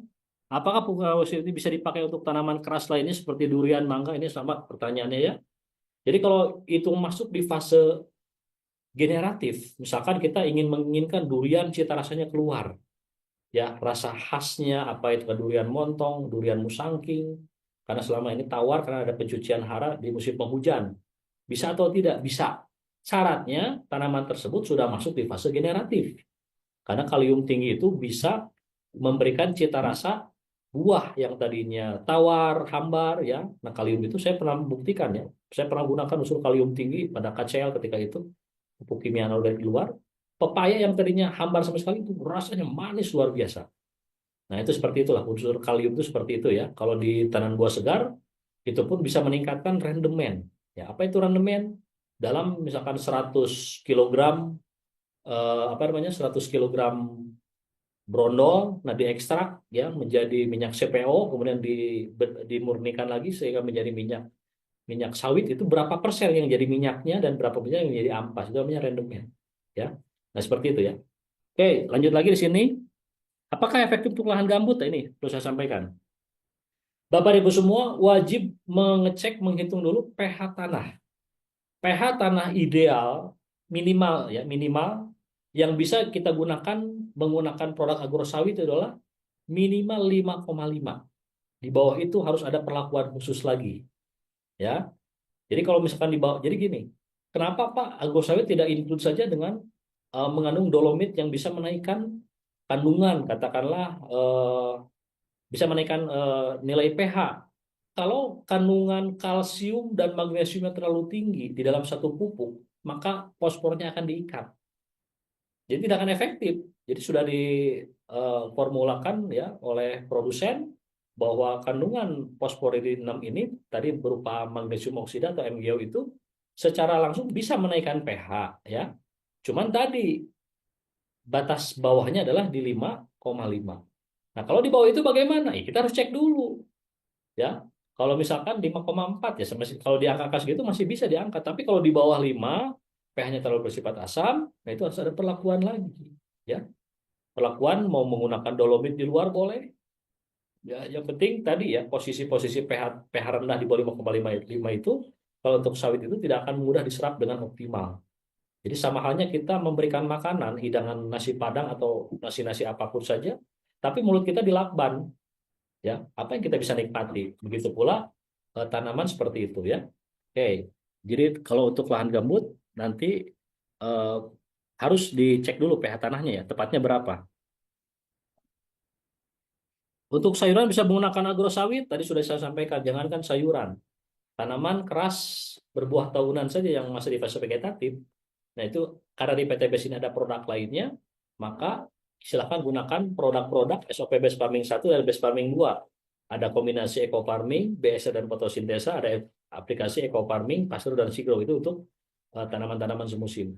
Nah, sekarang ada pertanyaan, Pak, apa dampak penggunaan kalium di aplikasi di fase vegetatif?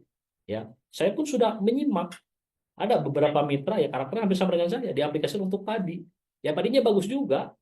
Karena unsur kalium itu kalau diaplikasikan di tanaman semusim itu teori dasarnya yang menurut ahli pertanian kita ambil pernyataannya. Jadi unsur kalium diaplikasikan di fase vegetatif itu bisa dimetabolisme oleh tanaman sehingga menjadi imunitas tanaman.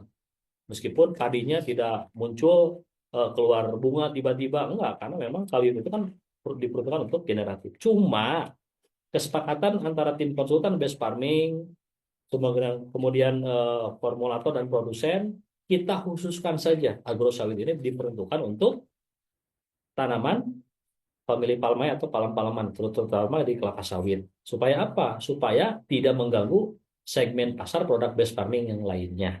Ya, mudah-mudahan bisa dipahami ya. Kalau masalah bisa dan tidak, Bapak dan Ibu semua bertanya ke saya, Pak Wan bisa tanam padi di atas genteng? Saya bisa. Tanam padi di atas genteng bisa, di atas mobil pun bisa saya. Nah, cuma pertanyaannya tumbuh atau tidak gitu. Dan kalau sebenarnya nggak bisa gitu. Begitu pula tadi pertanyaan agrosawit untuk sayuran. Ya, jadi nantinya begini Bapak Ibu semua ya. Saya pernah menggunakan produk slow release. Saya gunakan di tanaman sayuran daun. Di daunnya ya itu bisa bisa cek di TikTok saya, di YouTube saya ada ya. Itu salah satu aplikasi BSR ketika saya mengujikan BSR dan fotosintesa. Itu daun kangkung, daun sawi, daun bayam itu tebal semuanya. Bagi petani yang terikat dengan tengkulak ya untuk menjual hasil panennya ke tengkulak, itu tidak akan diterima karena terlalu subur. Ya, jadi daun daun apa namanya daun kangkung tebal, batangnya tebal ya, jadi secara nutrisi memang bagus, gizinya bagus, cuman kan menakutkan gitu, jadi kaku kangkung itu. Nah itulah fungsi daripada tepat ini bagus ya pertanyaan, bisa nggak diaplikasikan agrosawit untuk sayuran? Saya jawab tidak bisa. Jadi silakan gunakan produk yang lainnya saja ya, itu kesimpulannya. Oke, berikutnya di sini ada lagi pertanyaan. Kalau untuk bawang sama cabai apa yang harus pupuknya? Ini materi untuk besok. Jadi silakan pertanyaan ini mengarah kepada apa yang saya sampaikan tadi ya tentang komunitas kelapa sawit ya. Jadi silakan pertanyaan mengarah kepada eh, seputaran kelapa sawit. Karena bagaimanapun juga dari 3 hari yang diberikan oleh perusahaan ini saya membagi-bagi nih. Nah ini materi spesial khusus untuk para mitra PTBES yang sedang memprospek pemilik kebun sawit. Nah, ini materi spesialnya. Berarti yang materi tanaman semusimnya ya hanya menyimak saja dulu ya. Kecuali kalau Bapak Ibu semua ingin mendapatkan peraihan-peraihan cepat di PTBES, yaitu kita harus berikan zona nyaman. Tinggal di Kalimantan, tinggal di Sumatera ya. Kalau ada tim di sana, kemudian kembangkan prospek mengenai produk agrosawit ini. Karena ini produk ini saingannya yaitu pupuk-pupuk yang impor dari luar. Nah, secara kualitas produk kita jauh lebih unggul karena di sini ada teknologi-teknologi yang mudah diserap oleh tanaman 2 kali lebih cepat. Nah, ada teknologi pemenah tanah, asam humat dan asam amino ya. Kemudian ada juga hara mikro esensial ya. Oke. Nah, di sini jadi kalau ada yang bertanya tadi ya, pohon cengkeh bagaimana? Nah, karena unsur kalium ini peruntukannya cukup tinggi ya, kalau mau di fase generatif boleh-boleh saja silahkan. Cuma tadi ya Bapak Ibu semua, yang paling utama kita fokuskan di ini. Sambil nanti saya membuktikan sendiri dulu. Jadi sebelum Bapak Ibu semua bertanya untuk cengkeh, untuk durian, saya diam-diam sudah membuktikan. Jadi apa yang pernah disampaikan oleh produsen, ya saya pun berhak tidak percaya dulu. Makanya saya diberikan sampling, ada 50 kg dari Owner Base Corporation, saya uji coba semua. Saya sebarkan di mana-mana untuk tanaman apapun, baru nanti saya simpulkan. Cuma secara prinsipnya, bahwa agrosawit itu tetap diperuntukkan untuk kelapa sawit saja dulu. Ya. Terus pakai apa Pak? Ada Sigro, ada Sigro, ada Pasgrow, ada Eco Farming, boleh itu nanti SOP Base Farming 2 kita gunakan ya. Ini materinya besok saja ya. Oke. Ya, terima kasih yang sudah menyimak ya, banyak dari berbagai daerah. Kemudian di sini ada lagi, ya ini pertanyaan sama, pupuk ini apa bisa ditanam untuk tanaman, bukan tanaman kecil ya, tanaman semusim berumur pendek ya. Kalau tanaman kecil kan, definisi kecil ya kecil seperti toge aja bisa enggak gitu kan. Tapi tanaman semusim berumur pendek, ada padi, ya, ada jagung, ya, tanaman semusim berumur pendek di bawah 110 hari. Nah itu intinya tadi sudah saya sampaikan agrosawit ini diperuntukkan untuk kelapa sawit saja dulu, ya. Oke. Hemat mana Pak pupuk agrosawit dengan pupuk mahkota dan lain-lainnya? Jelas, insya Allah produk kita jauh lebih lebih terjangkau. Jadi nanti strategi-strategi apa namanya analisis biaya ya Bapak Ibu semua di sini, makanya saya tidak detailkan dulu karena banyak masukan juga dari para leader. Jadi pupuk agrosawit ini yang membedakan terjangkau ataupun membedakan harga ya, ada selisih margin sedikit, itu adalah ongkos kirim. Kalau saya pantau, kalau ada pertanyaan berapa sih Pak harga agrosawit? Ya tergantung. Kalau kita beli repeat order ya 3 juta dapat 24 produk misalkan. Ya. Itu setara dengan 125 ribu rupiah ditambah 125 ribu lagi. 250 ribu per PV-nya, per saknya. Nah, ada pula yang FO basic di 303 ribu rupiah, 303 rupiah, yang 2,85 dibagi 16 produk, kemudian ditambah harga per PV-nya itu sekitar segitu. Nah, makanya di sini kita untuk masalah harga ya, mulai dari 250 ribu rupiah per PV sampai 303 rupiah per PV ya, itu berbeda-beda ranknya. Tergantung kita membeli paket yang mana. Ya, dari situ yang membedakan juga nanti harga ongkos kirim. Nah, sambil kita pelajari lagi nih. Ya, nanti insya Allah secara analisis biaya akan saya detailkan nanti ya. Karena memang sedang melihat perkembangan perusahaan memberikan harga-harga spesial buat mitra PTBS ya. Ada dengan adanya program Brilian, nanti Bapak Ibu semua bisa ikuti program tersebut. Itu kan program yang mengarah ke repeat order ya. Nah, sambil nanti saya pun akan menyusun slide dengan harga-harga spesial yang disediakan oleh PTBS. Nah, bagaimana kalau misalkan dengan harga low basic ya, 1.250, nah, itu pun bisa ya, tapi nantilah detailnya nanti akan saya berikan ya. Oke. Jadi kalau dihitung hemat dan tidak ya tetap agrosawit jauh lebih hemat ya.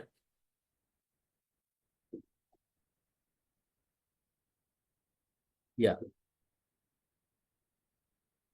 Ya, untuk materi Zoom, insya Allah Bapak dan Ibu semua nanti bisa kunjungi channel YouTube Wawan Rusman Channel ya. Nah, berikan supportnya, dukungannya, komentarnya ya.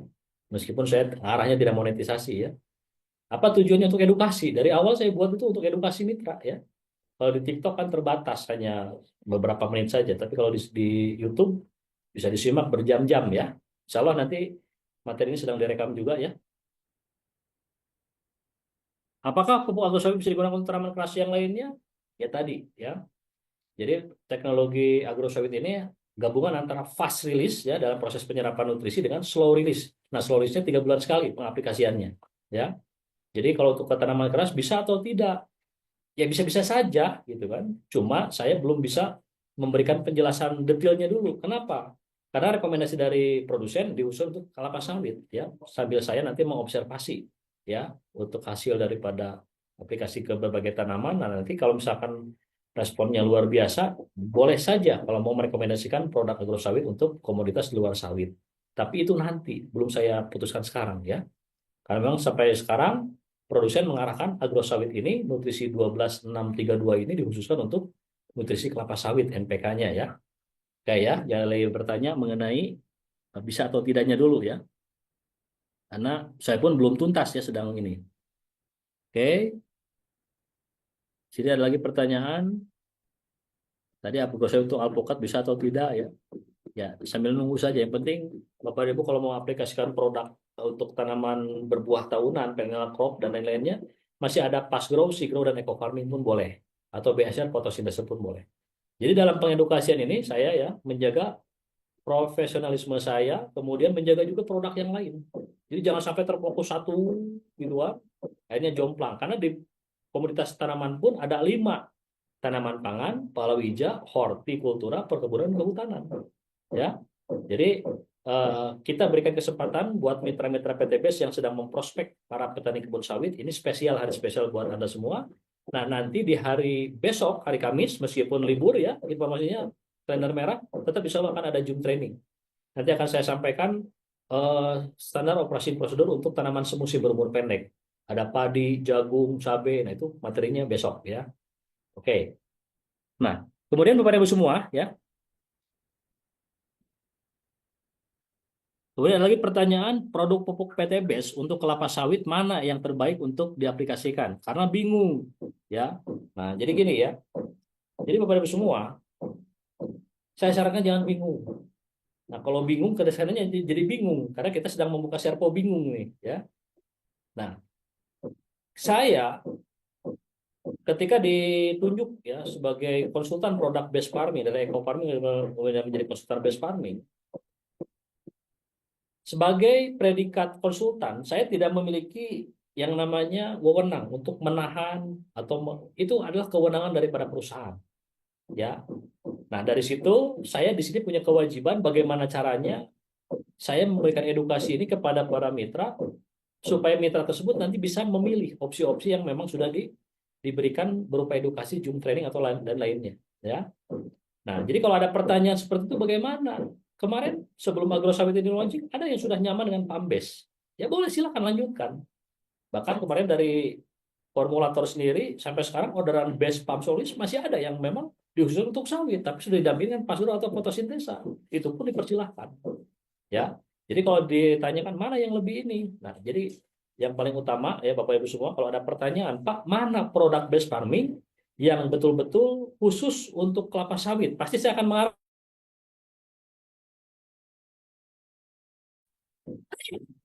Nah, masing-masing ini mana yang lebih unggul? Masing-masing punya keunggulan juga.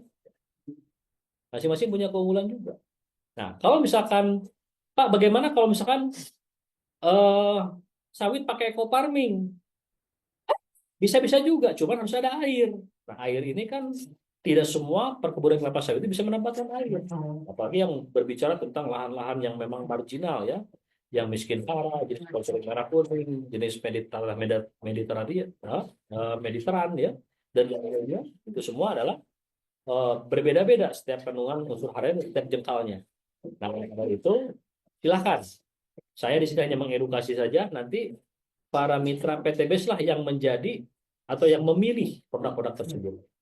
Yang penting teknologi PAMBES, teknologi SeaGrow, teknologi agrosawit itu semuanya teknologi slow release. Meskipun keunggulan di agrosawit ini ada fast release-nya. Proses penyerapannya jauh lebih cepat. Ya, meskipun aplikasinya 3 bulan sekali juga sama dengan PAMBES dan SeaGrow. Ya, jadi seperti itu ya. Jadi perlu saya ingatkan lagi ya, ya saya maklumi ya Bapak dan Ibu semua kok jadi pusing, jadi serba pusing jangan dibuka ya. Harusnya kalau yang mengenai banyaknya produk yang pusing itu saya, tapi saya tidak membuat pusing. Saya tidak membuat itu semua harus menjadi saya pusing. Nah, saya tetap profesionalisme bagaimana caranya saya mengedukasi produk ini keunggulannya supaya bisa nyampai kepada para mitra. Oh, Pak, saya nyamannya eco farming original. Oh, Pak, saya nyamannya eco farming premium saja. Itu silakan pilihan. Berarti kan itu sesuai dengan target edukasi yang kita adakan, ya. Yang paling tidak kita harapkan adalah selalu bertanya tidak pernah mau menggunakan, tidak pernah mau mencoba. Terus aja ditanyakan gitu kan. Nah, maka dari situ silakan Bapak Ibu semua tentukan ya. Penjelasan PAMBES beberapa bulan yang lalu intens, setiap hari Rabu saya jelaskan semua. Nah, masing-masing punya keunggulan. Kalau PAMBES itu slow release juga, ya. Harganya 1 PV, dosisnya cuma 100 gram per pohon per 3 bulan sekali, ya. 4 kali aplikasi, 4 on saja. Nah, itu pun boleh silahkan, ya. Yang penting tetap kita kedepankan praktisnya, jangan sampai menggunakan air, ya. Maka saya sering arahkan kalau yang mau menggunakan produk base farming untuk sawit saya arahkan bisa PAMBES, bisa SeaGrow dan bisa agrosawit. Boleh pilih silahkan ya.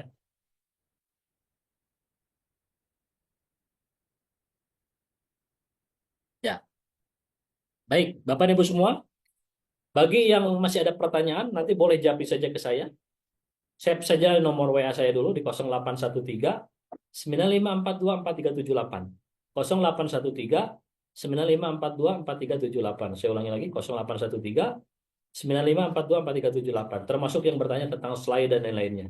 Sampai nanti saya akan mengadakan program ya teknik closing produk agrosawit ya, tapi itu materi di luar.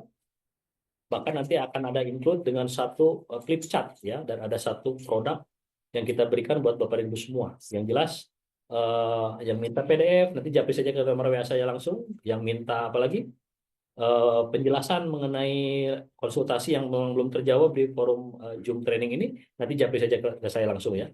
Karena ini sudah menjelang zuhur di jam 11.47 untuk sesi ya di pekan pertama Zoom training materi agrosawit ya, pupuk premium fertilizer ini saya akhiri sampai saat ini ya. Mudah-mudahan apa yang disampaikan bisa terus menambah wawasan Bapak Ibu semua dan tetap semangat di PTBS, tetap fokus terhadap apa yang sudah Bapak Ibu cita-citakan di PTBS. Ya, akan berjuang, jangan dengar kiri kanan ya. Tetap kita tahu saja sudah cukup, tetap kita fokus saja intinya. Ya. Untuk itu, mari sama-sama kita sempurnakan dengan doa penutup majelis.